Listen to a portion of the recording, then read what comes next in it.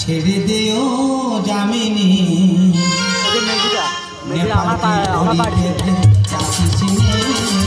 ছেড়ে দিও জামিনী কি দোষ করেছে এই নেপাল কি দোষ করেছে এই নেপাল গরুর মতো আর টানিস নেপালকে ধরতে রাখিস ছেড়ে দিও জামিনী ছেড়ে দিও জামিনী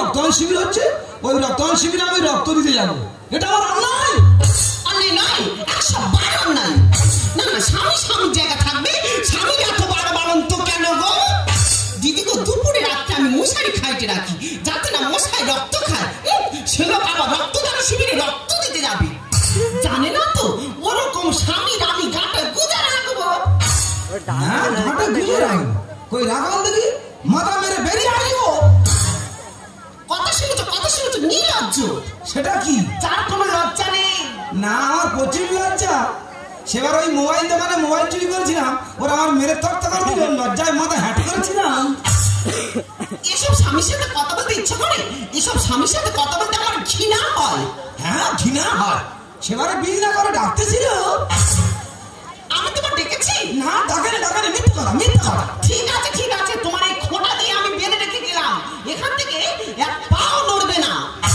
ঠিক আছে আমি নেতাজি সুভাষের ভালোবেসে থাকি ওই নেতাজি সুভাষ আমার ঠিক রক্তদান শিবিরে পৌঁছে দেবে ঠিক আছে ওই বলছিলাম কি যদি আমার জল খাওয়া পায় জল এনে দেওয়া হবে আর যদি আমার চুলকোনো পায় ছুটে এসে চুলকে দেওয়া হবে আমার শরীর আমি চুলকোতে পারবো না হ্যাঁ অন্যজনের চুলকে দেবে ও তো মিশমিশ করবে এক জায়গায় চুলকে দেবে আর এক জায়গায় তাতে কি আমার পোষাবে কারোর বাবার ক্ষমতা নেই কি বলো তুমি আমি কারোর বাবা তুলিনি আমি আমার বাবা তুলেছি ও তাই বলো দেখো হ্যাঁ আমি তো ওনার স্বামী নাকি কিভাবে বেঁধে রেখে গেল দেখো যেন ভালো ঘাস মতো জায়গা দেবে গরু বেঁধে রেখে গেল বলো মানুষে যাবি তবে ওই নেতাজি সুভাষ যদি আমি একদিন মাল্যদান করে থাকি ওই নেতাজি সুভাষ আমার ঠিকই বাঁচাবে মেরে ফেলে দেবে এক মাস রাজমিস্ত্রির কাজ করছি কালকে লিন্টন ফেলেছি আজকে আমার টাকা দেওয়ার ডেট আর সেই লিন্টন ফেলে আর গায়ের উপর পড়েছে দাদা 8-10 জন ছুটে আছে বলে শালা ওই রাজমিস্ত্রি ধর ওর মাটির ভিতর পুঁতে রাখবো দাদা 8-10 জন ছুটে আসে দাদা আমার একটু লুকাতে হবে আমার এখানে থাকা যাবে না ধরলে পুরো মেরে ফেলে দেবে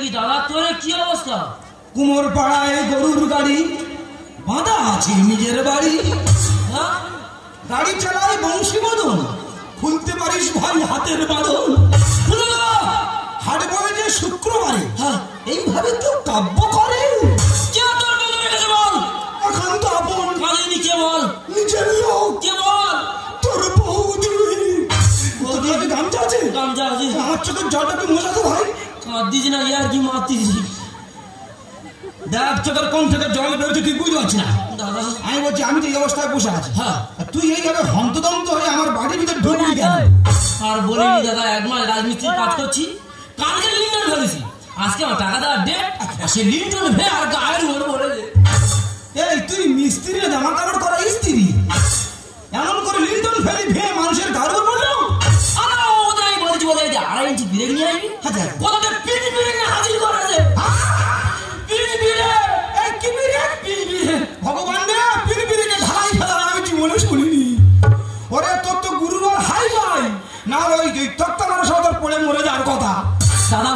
বিপদ গেল, আরো বড় বিপদ কি বলি শুনুন। কালকে আমার শালির বিয়ে, আচ্ছা। এক্ষুনি পিতলের বালতি লাগবে দাদা। এই সুযোগ একে ধরলে মানে আমার রক্তদান শিবিরে ঠিক পৌঁছানো যাবে।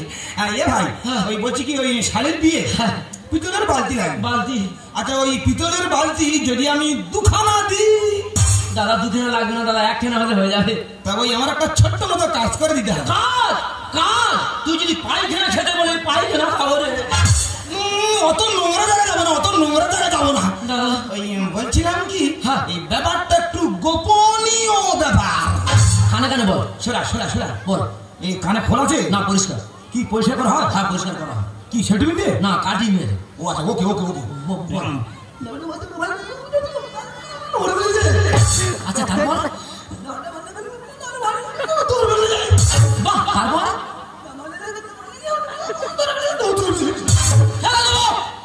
ছেড়ে দেবো মানে? যে কথা কানে কানে বলবি সব গুছিয়ে খেলে দেবো। ও আচ্ছা, মানে আমি যে কটা কথা বলেছি ওই কটা কথা সব গুছিয়ে ঠেলে দেবে? হ্যাঁ কোনো ব্যাপার না, ভাইয়ের মায়ের এত স্নেহ, রক্ত দিতে যাবে এই দেহ। তাহলে অভিনয় চালু করি। শুরু কর, শুরু কর, ফালস অভিনয় শুরু কর। জামিন